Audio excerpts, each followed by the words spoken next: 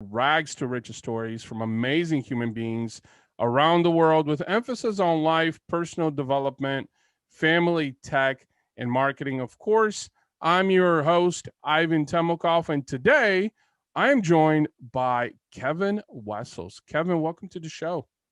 Yeah. Hey, Ivan. Thanks for having me. Pleasure to be here. Absolutely. Absolutely. And before we start chatting, about your story and some of the things that I would love to hear your thoughts on is, I want to share a little bit of a background with the listeners and viewers. So, Kevin Wessels is the founder and managing director of RevSherpas, a boutique business growth advisory and customer experience strategy consulting firm for small to mid-sized businesses. He has over 10 years of revenue growth, acceleration, consulting experience, scaling global companies via strategic CRM and CX transformations using his intentionally proven and proprietary client connect formula. I would love to hear more about that here in a little bit too. A multi-published author, his specialties are building client-centric company cultures, improving sales and service, rep productivity, increasing client retention, and revitalizing underperforming marketing and lead generation strategies to double revenues and create more consistent cash flow quickly, inexpensively, and with less effort. Well, that was a mouthful, wasn't it? Right on. Well said. Yeah. So thank you again for coming on the show. And before we hit record, I know we're chatting a little bit, but let's start from the beginning before we get into the business stuff and everything that you've done. But let's take it way back. Let's go back to our early days. Let's hear more about your early days, your childhood, upbringing, where you've been, what you've seen, and what led you up to what you're doing today. Sure, absolutely. So yeah, I've lived in a lot of places. I'm willing to bet more than most. I actually counted it the other day. I've lived in 13 different places. I guess I was very fortunate enough to be brought up in an affluent community, and my family just kept, I guess, getting promotions, and with those promotions we would go from city to city, right? So I was Mhm. fortunate in that regard. But over the course of my career and the friends I've made, the people I've connected with in my network, I think I'm unique in that sense, because most people, they grow up in a particular region, and from what I've found, they usually stick around in that region for a few reasons. One, their family's close, or they just like it. But I consider myself blessed to have been exposed to so many different areas of the U.S.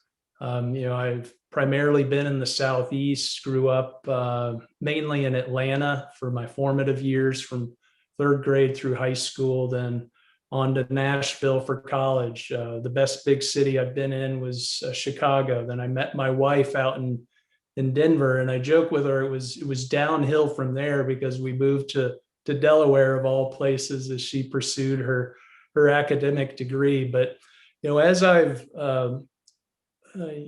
actually moved from place to place, it became clear, knowing that she, based on her career profession, actually would be pursuing a PhD, a postdoc, an internship. And so she was going to have to continue moving. So, similar to my childhood, we just kept going from spot to spot to spot. And now we're in Houston, which we love. But a little over a decade ago, I recognized, hey, I need to carve out a niche in a profession that allows me to be successful remote. And naturally, that's when I embarked upon my consulting career. So I've been doing management consulting for over a decade now. Mhm. Uh, Originally I was working with some of the largest global financial institutions in the world, helping them implement strategic customer transformations, digital customer experience initiatives. And, I had success with that. We were focused on primarily revenue growth acceleration. How do they operate more efficiently?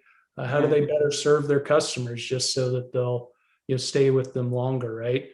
Um, as time went on, as I moved to Houston, I actually got laid off, and I always had the entrepreneur itch, and I thought it would be the appropriate time to go off on my own, leverage my knowledge, and be able to share my expertise with a market that, quite frankly, from a management consulting perspective, is underserved, the small business community. Yeah. No, that's really cool that you said that, because you're right on. It is underserved. I think there's a shortage. But you said something at the very beginning that I think is really important. You said I've lived in more cities than most, and I think that's so important because I think you were exposed to a multicultural experience.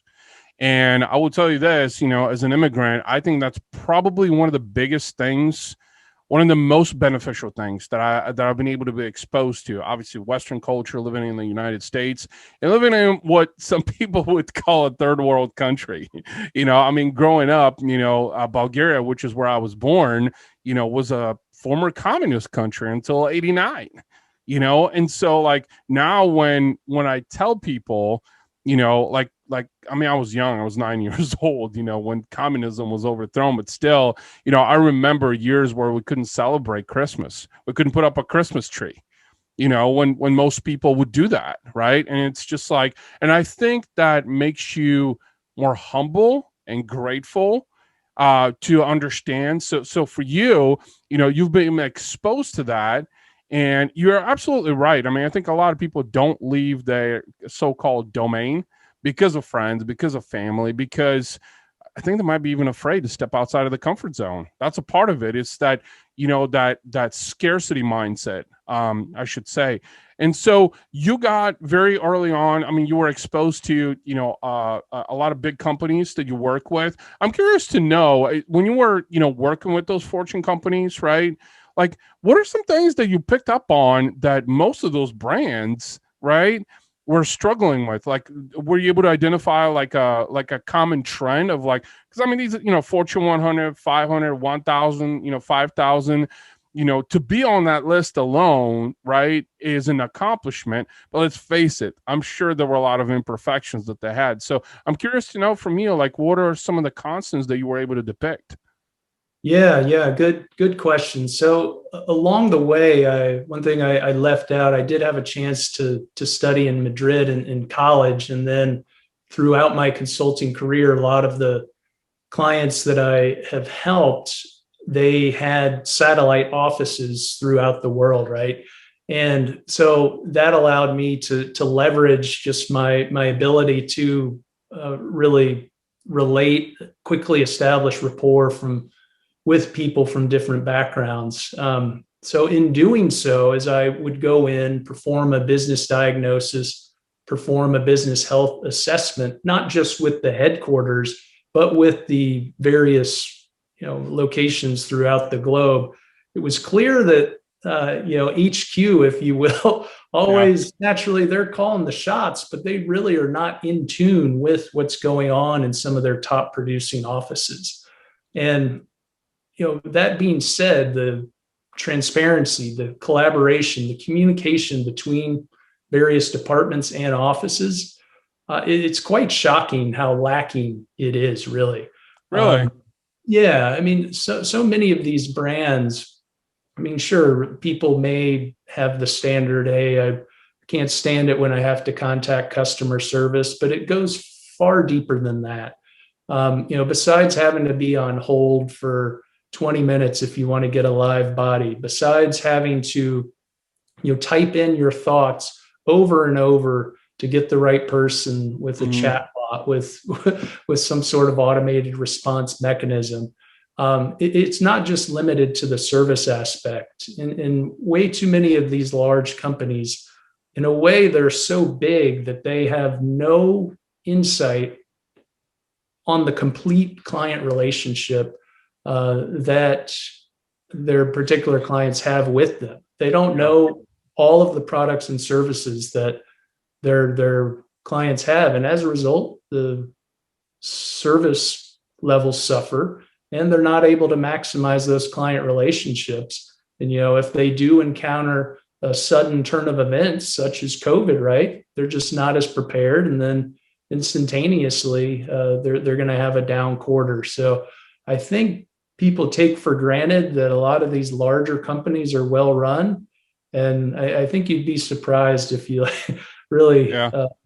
get in there and take a deeper look. Yeah. So as you were mentioning this, like, it's not necessarily red flags, but like I think there were kind of like these light bulb moments that was having in my head as you were making that statement, and I was hearing the necessity for personalization, the necessity for humanization, the necessity for strong relationship building from a customer standpoint, and it's so ironic, I think, because here in 2021 with COVID-19, I think there's a much higher demand for something like that. I think that's why over the last probably, I don't know, 3 years roughly, I would say, the retail space specifically has suffered tremendously because I think in part is they failed to pivot. And that was another thing that I think I picked up on is like failed to pivot in the sense that to be more adaptive to the marketplace. And that's exactly what you said is like, a lot of these Fortune companies don't really know who they're talking to. And I think that's where things like AI really are showing hopefully signs of life and ways to really interact in a more personalized level. When you talked about chatbots and you talked about communication and you talked about customer service, but I think that that's really moving forward for a lot of these companies. I think those are necessary things to be able to sustain and grow and evolve. Because let's face it, I mean, I don't know about you, but like when I'm buying a product or a service, if I don't feel like I'm getting an experience, I'm not going to buy. It's just, and it doesn't matter what kind of a Fortune company you are. I mean, whether it's product or services that you sell, because it's one of the two that you're selling, right? But if whether it's in a mobile app or it's through a website or even still in person, if I'm which I don't really buy much stuff in person anymore, but like if I don't feel like I'm getting an experience, that I'm not going to buy. So it's interesting you said that a lot of these Fortune companies are not putting an emphasis on better customer service, on better relationship building, on more personalized experience specifically with their customers. So let's talk more about, RevSherpas. I'm going to shift the convo because before this thought actually escapes my mind is I know in your bio you mentioned that let me see if I can find it here. You have 10 years of revenue growth acceleration consulting experience scaling global companies via strategic CRM and CX transformations using an internationally, proven and proprietary Client Connect formula. Let's talk about the Client Connect formula. What is that? Sure, right on. So the actual framework for Client Connect derived from the first book that I self-published on Amazon. That is, in fact, its name, Client Connect. Mm-hmm. And it relates at its core to customer relationship management. And going back to the late 90s upon the inception of CRM, as the industry has evolved, it's no longer just a pure software play. It's not just about technology. It's truly a strategy, right? And so the Client Connect formula essentially starts with having the right culture throughout the organization. So if you have strong leadership in place, you have the appropriate level of executive sponsorship, along with dedicated stakeholders who truly represent the various levels of the entire organization, you'll then be able to implement more effectively strategies throughout the entire firm that create more engagement. As employees are more engaged, they'll be more productive. Mm-hmm. With higher levels of productivity comes better service, right? So essentially, Client Connect is more of a comprehensive, multifaceted approach. It's not solely focused on lead gen. In this day of age, I know you have digital marketing expertise.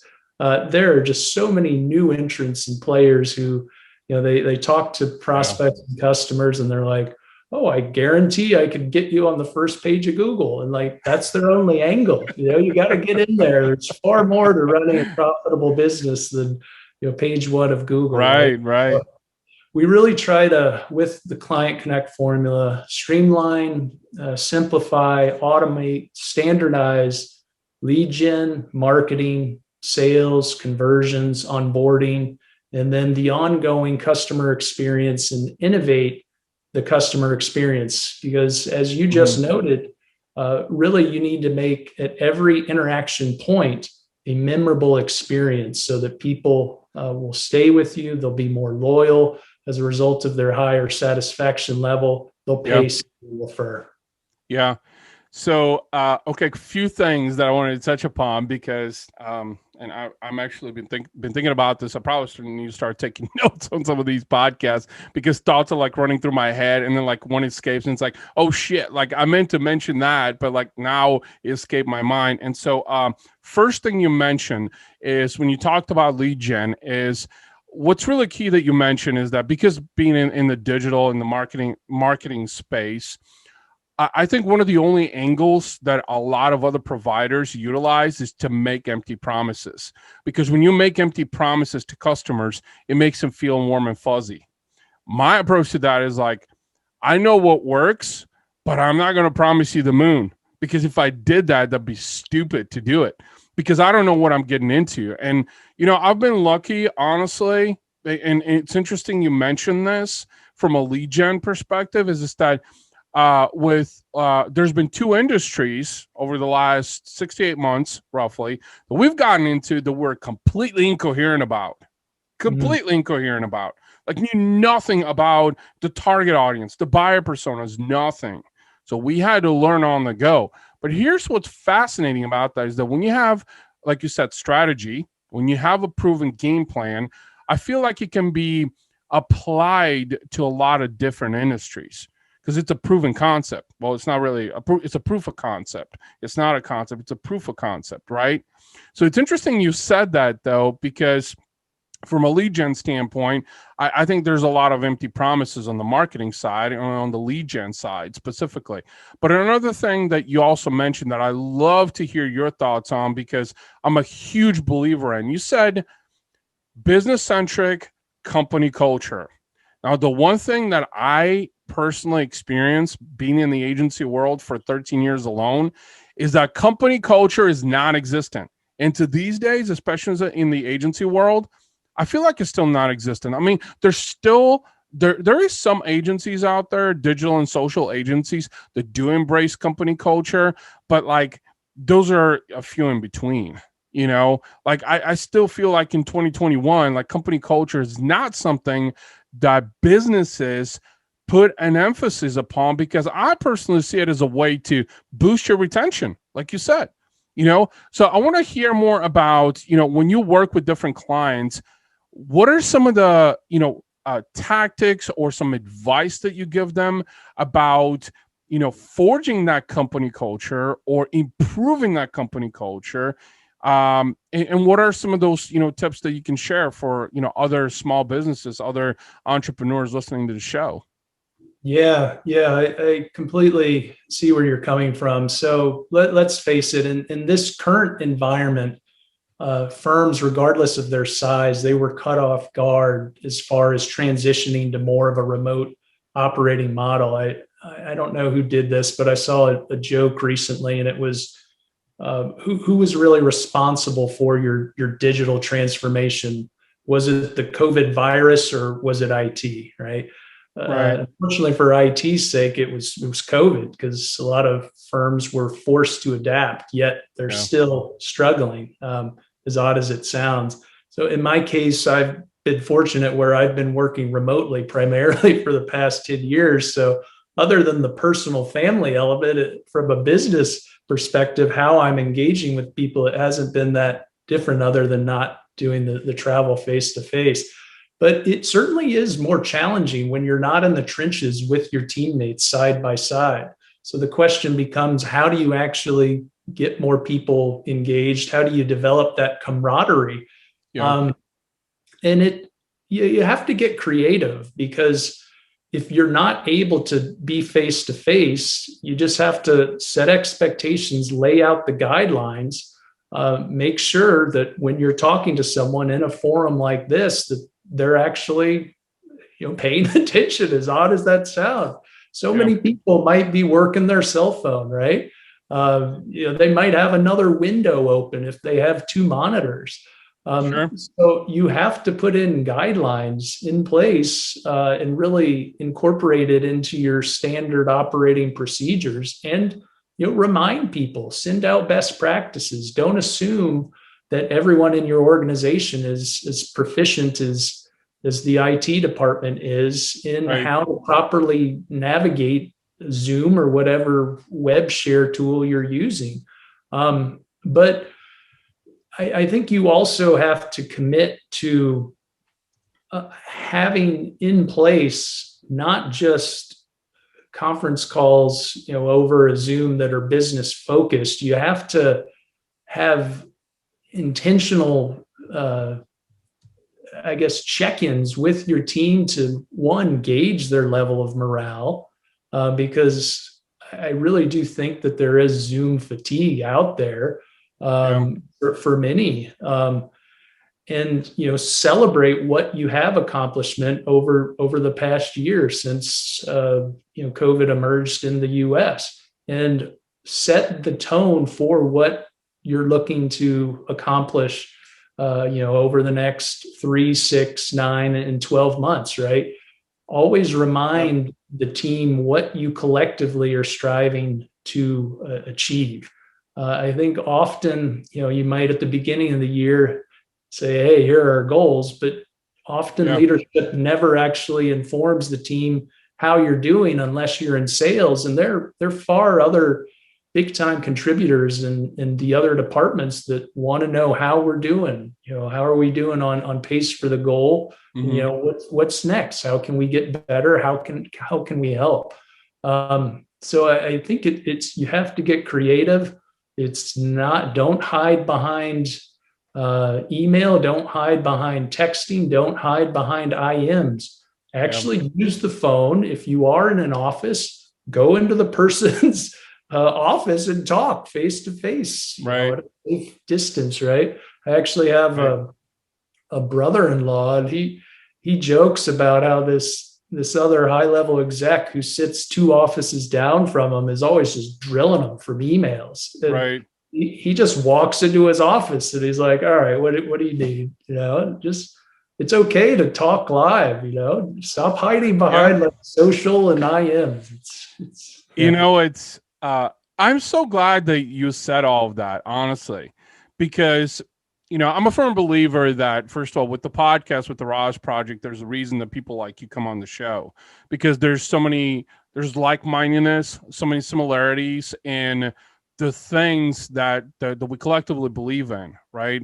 It's like they say, is great minds think alike, and positive people, surround themselves with positive people, and never see a positive person surround themselves with a negative person. They have nothing in common, right? So when you were talking about company culture specifically, there's a few things that I personally believe in. So being having agency experience in the past, and this is something that I'm doing with my own company, is just that I'm a strong believer that if you forge strong company culture, that, like you said, employees are going to be happier. You're going to have higher retention. They're going to be excited about actually working with the brand if they have to believe in the vision of the brand. And that's something that I personally have emphasized upon and that's why we've gone down the human-centric approaches, because we're very small, but every couple of weeks we'll go out to lunch on a Friday and we'll just shoot the shit. Or interestingly enough, you said you're in Houston. We actually have a client in Houston. I'm going to be there next month, so we'll definitely have to hook up. But we were down there and went out to tacos and drinking tequila, bonding with our client. And then while we were shooting video all day long, it's just like, and what I realize is this, that, and I'm so glad you mentioned this, is this, that with employees specifically, they have to feel like they matter, that they have to feel like you've made an investment in them. and I'm just talking about like benefits because that's pretty standard nowadays, but that you've made investment, like you help them grow, right? So one of the things that I do internally is like always try to share to my social media coordinator is always like educational stuff. Like here's something that can level up your game. Here's something that you can use to become more knowledgeable, right? Like empowering them actually to where they can become more valuable to the organization. And that's just it. Is like one thing that I noticed is that, again, being in the agency world in the past, like I feel like company culture had a huge void basically because it was so about we got to meet our quota, we got to focus on deliverables, we got to make sure we meet client expectations, which in reality what was happening is, having led teams, is would sign on a client, 3 months would pass by, and I have to get on a call and basically lie to them because our team was unhappy of actually coming to work because the principal, right, of the business just was very derogatory or would come across as very negative. So they were sending a bad vibe internally. So when you were talking about all these things, I think it's important. And honestly, I think when we look at like companies like Google, that with the Googleplex and what they have built, they've proven, and this has been what, 10, 15, probably 20 years ago, I guess, however long the Googleplex now has been running, is that they were one of the first to emphasize on company culture. And that's why they invested on, well, we've got, a chef. You can order all this food while we got a daycare. You can bring your kids here, right? So like, and why does that make sense? Well, if employees feel more comfortable being in the working environment that they're in, they're more likely to perform higher, be happier, and also boost your retention as well. So it's like, just keep employees happy, basically, acknowledge them. Like you said, if you work in an office environment, which very much like I've worked remotely for very long, but, and if you're in a traditional environment, just walk over to their office, say, hey, what's going on? How's it going? It's Friday. What you been up to this week? Like, what are you working on? You got any plans this weekend? You doing anything with the kids? Like, that is a game changer, literally, suddenly. And in fact, what's really ironic about what you said is one of my employees was like, I love my boss. I'm like, holy shit. Like, I haven't actually heard that in the past, like to say I love my boss, but it really goes to attest to everything that you mentioned. But it's interesting also that at a high level, right? Like Fortune companies, right? I feel like there's not enough attention to company culture. It sounds like, because obviously you talked about that and you've worked with those kinds of brands in the past, right?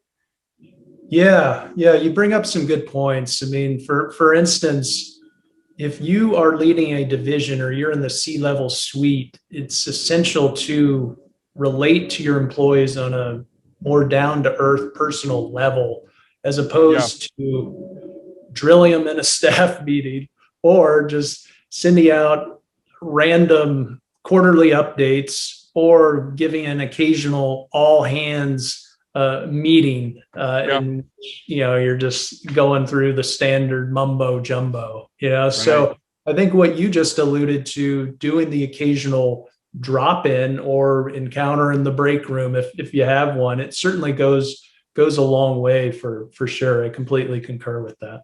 Yeah, yeah. Well, I'm glad. Like I said, it's so ironic, you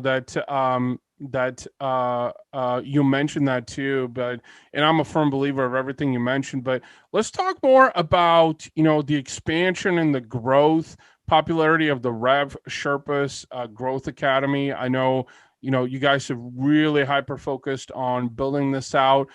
Tell us about what is that and how does it help companies, small to mid-sized businesses, right? Because you primarily work with small to mid-sized businesses, correct? Yeah, yeah, absolutely. More so in the small business arena, right? Mm-hmm. Typically, companies 50 employees are less. Revenue range can be up to 30 million, but probably closer to under 5 to 7 million.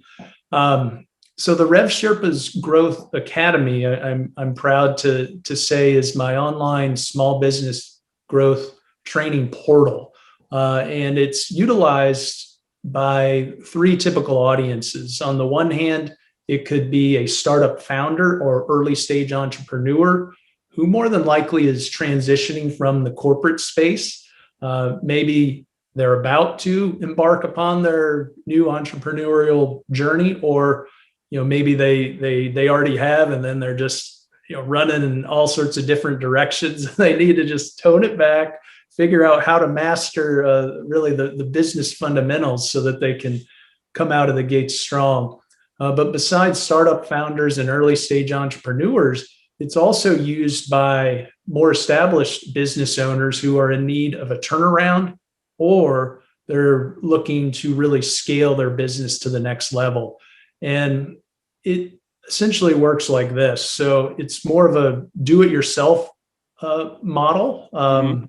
It's designed to help business owners master the business development and marketing fundamentals, and they do so by every week they'll receive a educational video, and if they're tied up with something, everything's archived so they can go back into the system whenever they have free time and really learn it, watch it twice. Not only does it come with videos on strategies, tactics, it also has tools and templates that they can leverage, such as industry specific accelerators. And what I mean by that, we have pre-built marketing and advertising campaign templates broken down by industry market micro verticals. So for instance, let's say you're in the service-based home services industry. Maybe you're a plumber, maybe you're an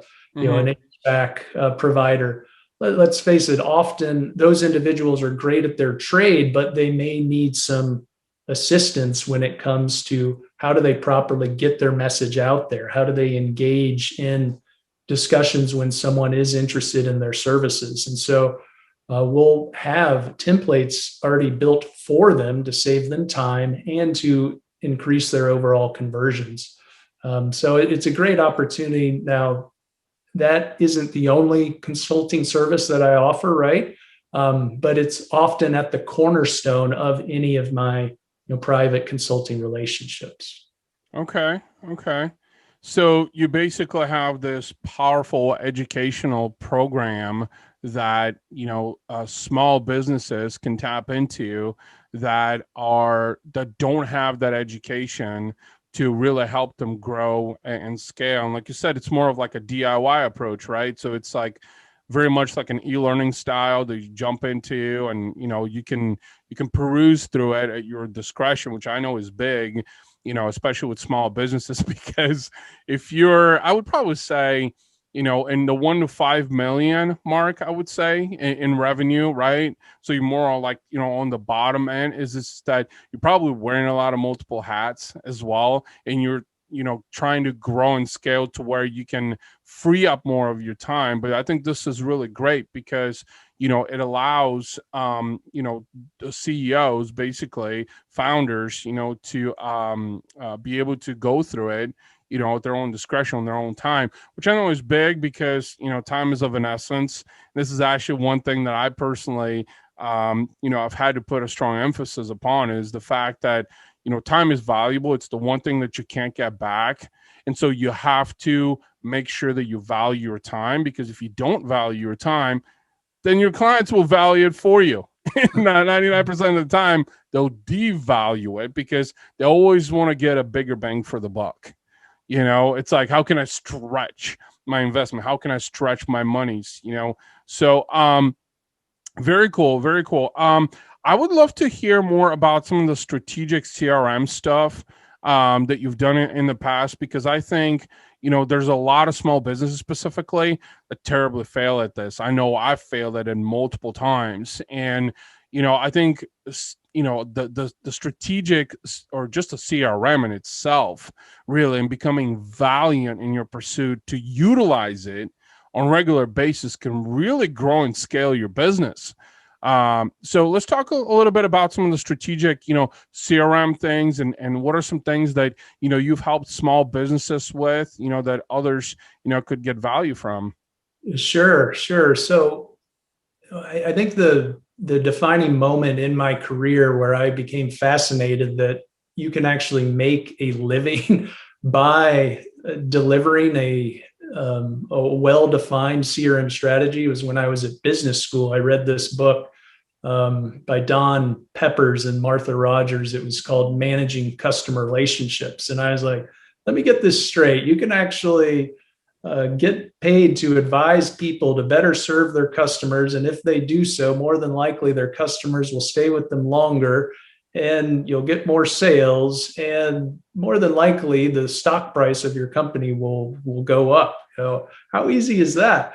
It sounds easy in principle, but very few companies are doing it. And in order to execute a sound CRM strategy, one, you need to have a comprehensive 360-degree view of not just your customer relationships, but also your prospects, your referral sources, really any of your stakeholders, all your suppliers and partners as well. And what's been great since the evolution of the CRM industry, I think, Salesforce, for instance, launched back in the late 90s. It's Yeah. been 20 years since then, and it's become a very competitive market. And there's a lot of great software offerings in the small business CRM market now. When you say CRM, a lot of people just assume that it automatically doesn't just come with a contact manager. It gives you your opportunity pipeline management. It gives you activity management, but also a lot of new buyers assume that it'll come with this robust lead gen and marketing automation tracker too, which maybe it does, maybe it doesn't. It depends on your understanding of the market. But Yeah. my point is the technology certainly got a lot better, but at the same time, it's very affordable. But the trends I'm seeing is very few leverage it properly. Many are Yeah. still keeping track of their client meetings in a notebook or a spreadsheet. You've seen movies like what is it, Glengarry Glen Ross, where things are written on a napkin. That stuff still goes on. Yeah. People still keep business cards. What do you do if you lose them?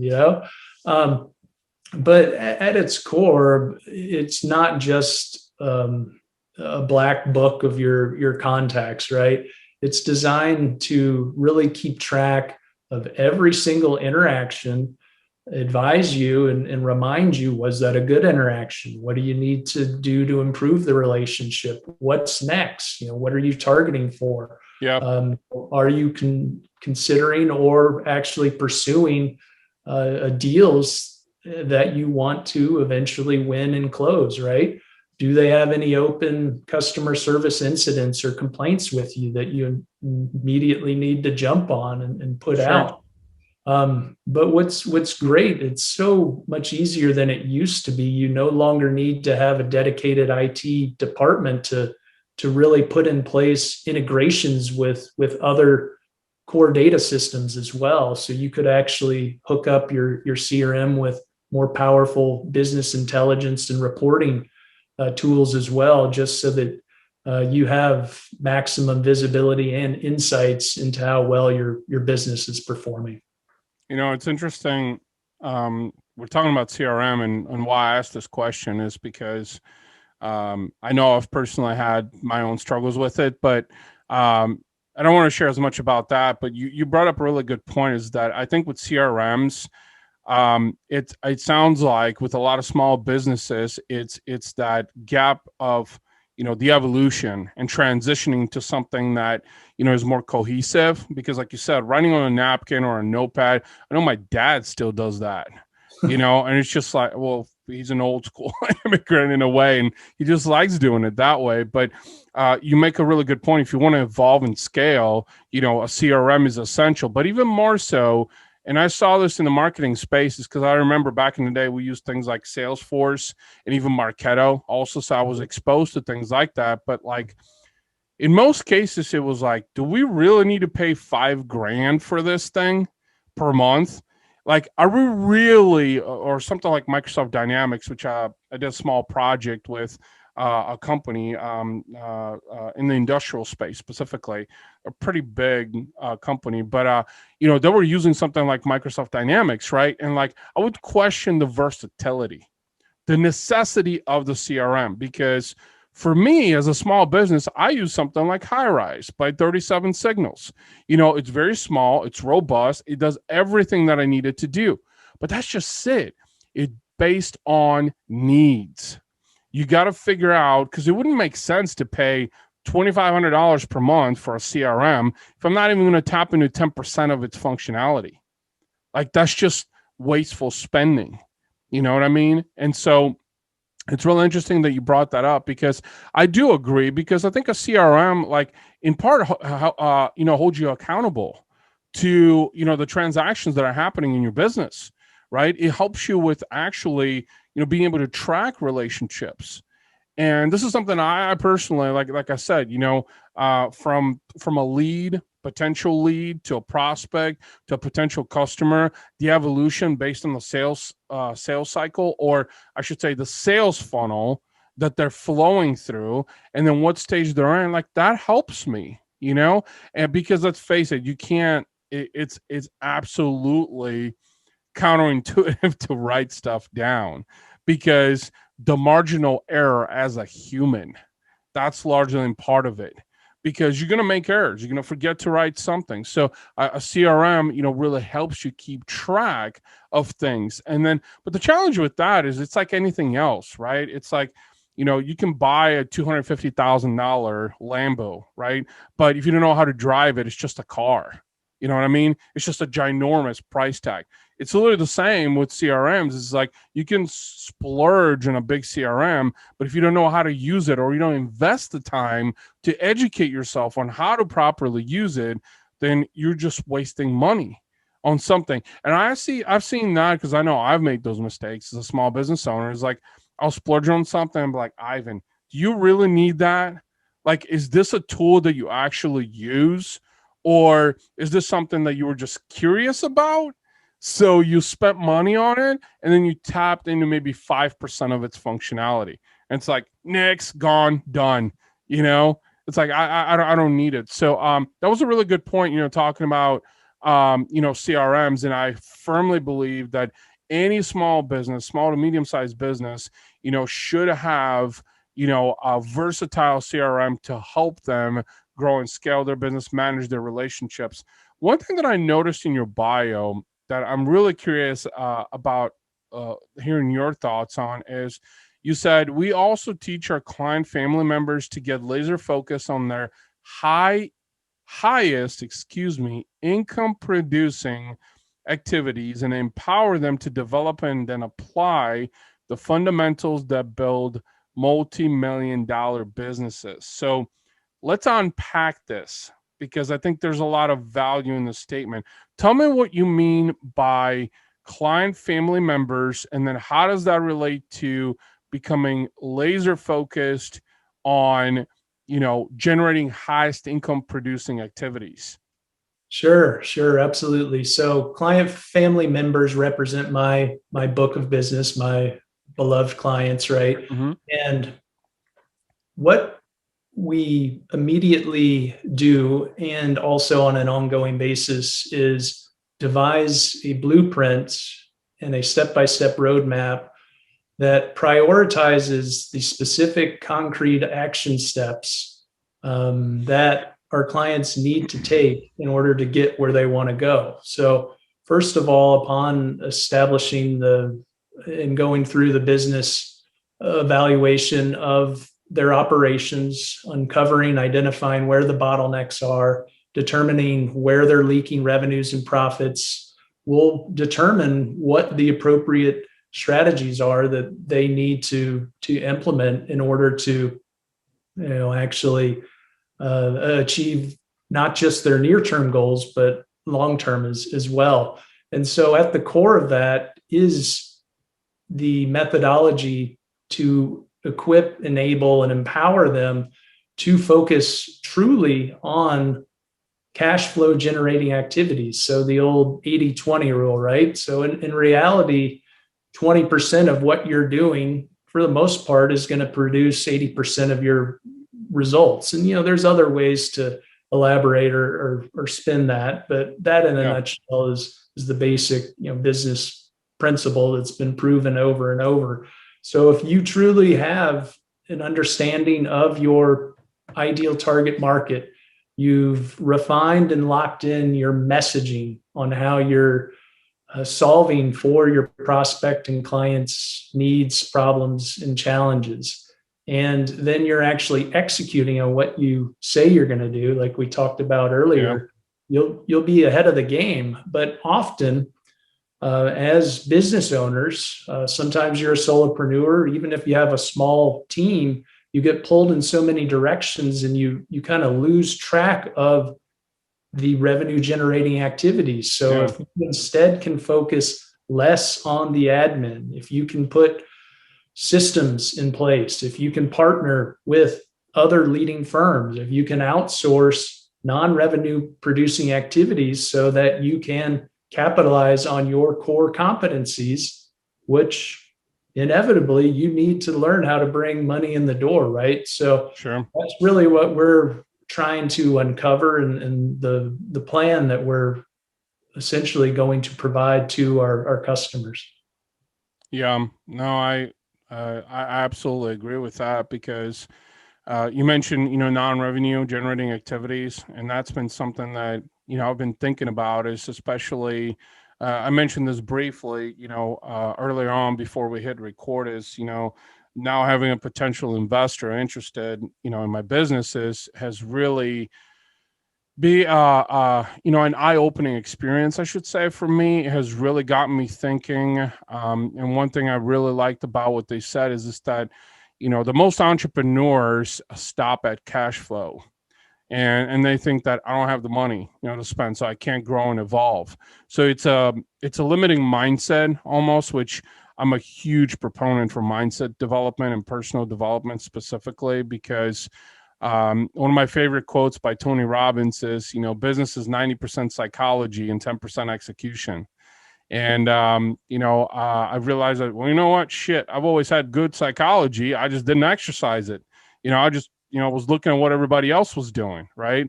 But you also talked about, identifying your target audience, which is key. And, as a small business, which by the way, I think you can know who your target audience is or your specific buyer persona, which I think more from a marketing standpoint, average business has at least five or about five, but identifying those people, right? Like their demographic, their age, the industries, the verticals, how much money, revenue, gross, they bring in. One thing that I've noticed is like, that can be a very time consuming endeavor, because you actually have to experience enough. And I think, at least personally, from a lot of other entrepreneurs that I've seen that have built 8 and 9 figure businesses, have talked about how, man, like it just takes time. That's like one of those things. It just takes time. It's not like an overnight thing, because a lot of it is about experiencing and seeing. Like I know we've worked with from a marketing standpoint, a lot of different industries. Some were fruitful, others weren't. And then I've also thought about the fact, and this is really key that you mentioned, is that should there really be a niche? Should we really develop a niche and just like hone in on it? Because I'm one of those people that, like, maybe just because the person that I am is like, I didn't want to necessarily say, all right, well, I just specialize in automotive and we do automotive marketing and that's it. That's all we're going to do, because I feel like that's a very limited approach, because then I'm limiting myself to an industry. When I know that, especially from digital marketing standpoint, is that we can service a lot of different industries and a lot of different verticals.